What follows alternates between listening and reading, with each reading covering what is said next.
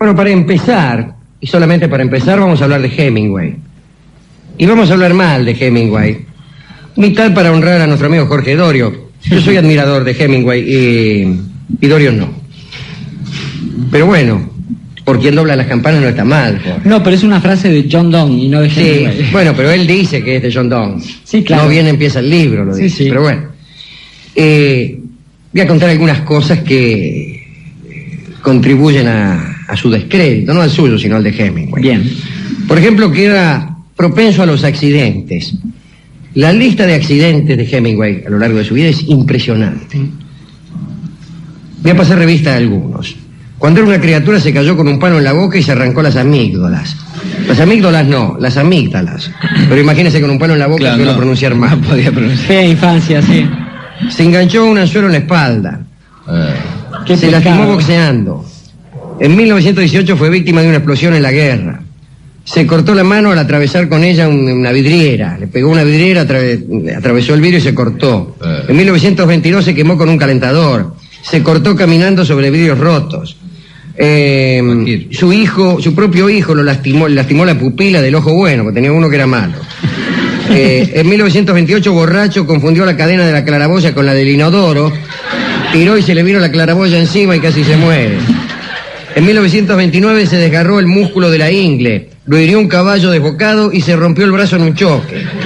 En 1930, borracho, se pegó un tiro en la pierna mientras trataba de arponear a un tiburón. En 1935 se rompió el pie al patear una puerta y también ese mismo año se hirió el ojo con un espejo. Sigue. Un león lo mordió. Se fracturó el cráneo. Tuvo no menos de 3 accidentes de aviación. Esto explica prácticamente casi toda la literatura de Hemingway. Pero bueno. Sin cobertura todo. Sí. Ya saben ustedes que Hemingway con cierta facilidad trababa amistad en el submundo urbano, especialmente en los países de habla hispana. Se hacía amigo de los borrachos, de las prostitutas, de los confidentes de la policía, de las cuadrillas de toreros, etcétera. Era muy popular entre esta gente, merced a las propinas que repartía y a las bebidas que convidaba. En 1942, Hemingway estaba en La Habana. Se había comprado una casa, la finca Vigía, y se la había comprado justamente con las regalías de Por quién dobla las campanas, que fue un éxito bárbaro, y para dedicarse a uno de sus deportes preferidos, o al que prefería en ese momento, que era la caza submarina. Estando en Cuba, le agarró la obsesión de que era posible la toma del poder en Cuba por parte de los fascistas. Estamos en plena guerra mundial. En Cuba, arguía Hemingway, había 300.000 habitantes nacidos en España, de los cuales entre 15.000 y 30.000 eran falangistas violentos. Y Hemingway pensaba que estas gentes podían organizar una sublevación y convertir a Cuba en un puesto de avanzada a un paso de los Estados Unidos. Y él decía tener informes de que submarinos alemanes recorrían aguas cubanas y, según sus cálculos, una fuerza de 1.000 submarinos podía desembarcar un ejército de alrededor de 30.000 hombres dispuestos a secundar a los sublevados. Bueno, estas fantasías parecen bastante increíbles. Sin embargo, pudo convencer a un compañero de borracheras. Este compañero de borracheras era el embajador de los Estados Unidos en Cuba, quien le creyó a Hemingway. Y gracias a esa ayuda, a la ayuda del embajador, Hemingway decidió reclutar un grupo de agentes entre sus amigos del submundo, los que hemos descrito antes. Y ese grupo, desde luego financiado por la Embajada de los Estados Unidos, vigilaría a las personas sospechosas de fascismo y además utilizaría el crucero a motor privado de Hemingway para patrullar las costas para ver si encontraban algún submarino o algo. De paso, Hemingway se aseguraba unos dineros que utilizaría para pagar a estas gentes, pero también gasolina para su crucero, que no era fácil de conseguir. Le presentó este plan al embajador, el embajador lo aprobó, no solo lo aprobó, sino que más adelante iba a atribuírselo como propio. Hemingway llamó a este grupo empresa de fulleros. Sí. Y aumentó considerablemente su prestigio entre los bebedores de La Habana. En realidad no hay noticias de que haya encontrado jamás ni un solo fascista. Cometió el error de pagar más por los informes más emocionantes. Entonces las personas rivalizaban a ver quién pretendía haber visto más fascistas en actitudes más sospechosas. Entregaban el informe a Hemingway, Hemingway pagaba y después resultaba que era falso. Tanto es así que el FBI desautorizó esa empresa. Y Hemingway se enojó con el FBI y los acusó famosamente de ser todos de origen irlandés, católicos, partidarios de Franco y evasores del servicio militar. Pero el episodio llevó además a una de las peleas más brutales y más desagradables que haya protagonizado Hemingway en su vida, y desde luego que las tuvo. Para ver qué tal era Hemingway peleándose, digamos que en el año 1937 estaba peleado con todos los escritores que conocía. Absolutamente todos. Sí. Solo hubo en su vida una excepción. Y a usted le va a gustar que esta persona que voy a nombrar sea la excepción, porque fue Ezra Pound. Jamás, siendo que Ezra Pound fue un hombre tildado de fascista, y de hecho quizá lo era, por todo el mundo conocido, incluso estuvo a punto hasta de ser condenado a muerte.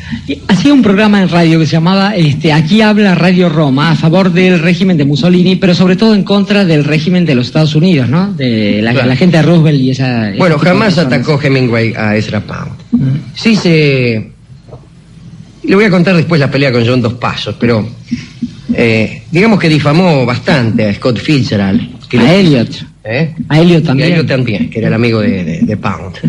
Pero a Scott Fitzgerald, que había sido su amigo, lo difamó bastante incluso en libros. A él y a su mujer Zelda los trató bastante mal. Los traicionó, digamos, ¿no? Hablando de aquello que más puede dolerle a un señor, ¿no? Sí. De su condición de hombre. Exactamente. Se peleó también con John Dos Passos. Decía que era un atorrante que no devolvía el dinero que prestaba, que la mujer era una cleptómana, y que él era un bastardo, hijo de portugueses, cosas así, ¿no? John Dos Passos medio se vengó de él. Hay una novela, creo que se llama El País Elegido. El País Elegido, digo porque me estaba agachando y lo dije fuera del micrófono, donde hay un personaje que es Hemingway, un personaje muy cruel, el señor Warner, y Hemingway se enteró de esto y le informó al cuñado de Dos Passos que él tenía una jauría de perros feroces entrenados para devorar a los portugueses bastardos que se dedicaran a difamar a sus amigos. Bueno, quiero decir que Hemingway estaba peleado con todo el mundo, pero cuando arma, junto con el embajador de los Estados Unidos en Cuba, esta empresa de fulleros, resuelve convocar a uno de los hombres que él más admiraba. Era el general Durán, que fue en realidad el que le inspiró el personaje de Robert Jordan Por quien doblan las campanas. Sí. Era un intelectual convertido en estratega, músico, amigo de Falla, de Segovia. Terminada la Guerra Civil Española, Durán se ofreció incluso como voluntario a los ejércitos de Inglaterra y de los Estados Unidos, infructuosamente, porque no fue aceptado. Y Hemingway consiguió que Durán fuera nombrado agregado en la embajada de los Estados Unidos en Cuba, y lo puso al frente de la conducción, lo puso en la conducción militar de este proyecto que hemos descrito al principio de la charla. Pero Durán rápidamente se dio cuenta de que todo era una patraña, una farsa, y se negó a seguir con eso y cambió de trabajo, y Hemingway se indignó, tuvieron incluso una discusión violentísima cierto día en la embajada, y no volvió a dirigirle la palabra nunca más al amigo Durán. Ese era Hemingway. Finalmente se descubrió que, tal como venimos diciendo nosotros desde que comenzó la charla, no había ni submarinos alemanes, ni falangistas violentos en Cuba, ni la mínima posibilidad de una sublevación, y que los únicos que creían en ella eran Hemingway y el embajador norteamericano en Cuba.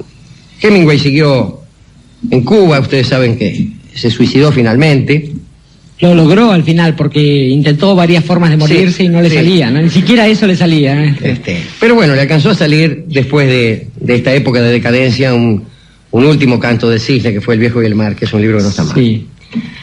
Bueno, eso en cuanto a Hemingway.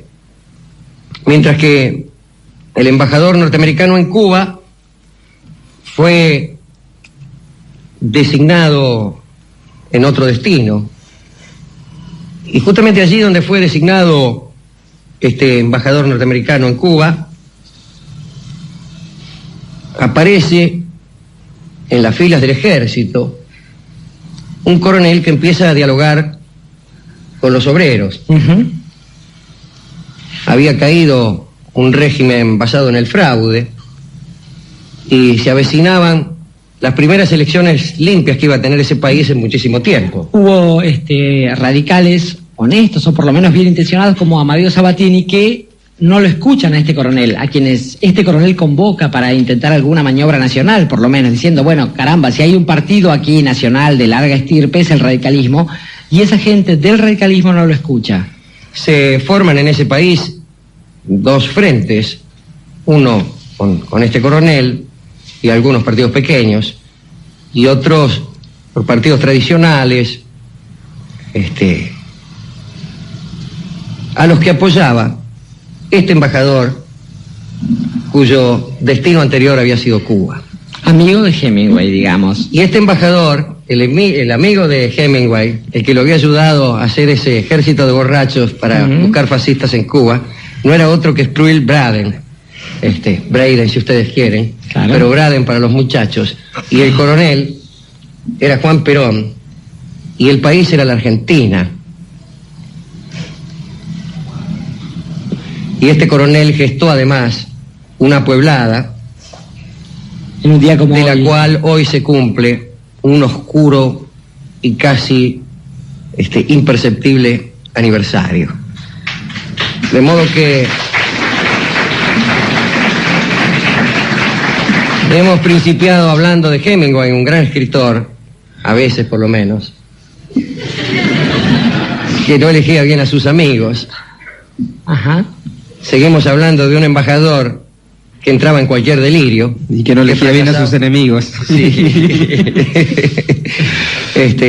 Y terminamos hablando de una pueblada. ¿A quién dedicar, digo, este recuerdo de Hemingway, de la Cuba del 42, de la Argentina del 45, de Juan Perón, de Sproul Braden? Es menester, Alejandro, pensar en este punto de su relato que efectivamente, digamos, hay situaciones complicadas en la historia, donde a veces la historia se equivoca respecto de la estética. Estoy pensando en Jorge Luis Borges, digamos, gente que se equivoca en su destino político, pero que acierta en un destino quizás más trascendente, que es el destino de una comunidad, de una nación, de una lengua. Digo además que a veces la historia coincide en ciertas cuestiones. Las canalladas a veces coinciden como conspiraciones. No me extraña que Ernesto Hemingway, y lamentablemente se llamaba Ernesto, cosa poco seria para los que quieran aceptar el chiste, digamos, fuese amigo de Sproul Braden. Digo además que toda esta historia, la historia de la literatura de Hemingway, no es otra cosa que la historia de la política de Braden. Y digo además que esas confusiones a veces no suceden. De modo que no quiero pensar en dedicando, si usted me lo permite, sino en épocas. Una época, Alejandro, en la que era posible todavía distinguir a los canallas de los hombres probos, donde el juicio final hubiera sido mucho más sencillo, ¿no? Digamos, una época en la que había gente que luchaba por una lengua, por una patria, por una historia, y gente que decía luchar por las mismas cosas, pero claramente actuaba con los disfraces deliberados del demonio. Siento nostalgias de esa época, nostalgias de escuchar la risa loca de los que pensaban que Hemingway no hacía buena literatura y sabían que se iba a consagrar como premio Nobel antes de matarse maravillosamente y groseramente, digo, en un sentido o en el otro, para terminar con esa historia, del mismo modo que un coronel acabó maravillosamente, groseramente para la otra mirada, con un pobre embajador que pensó que bastaba simplemente con la historia de un imperio para pasarle por encima a un pueblo. Pero hay algo más. El que canta hoy la canción es casualmente un artista que sí sabía elegir a sus amigos, aunque algunos piensen que no, y que tuvo la decencia de elegir siempre el camino más difícil, un camino que le ocasionó indecibles penurias. Y el que canta nostalgias de aquella época en que los enemigos eran reconocibles, es Hugo del Carril.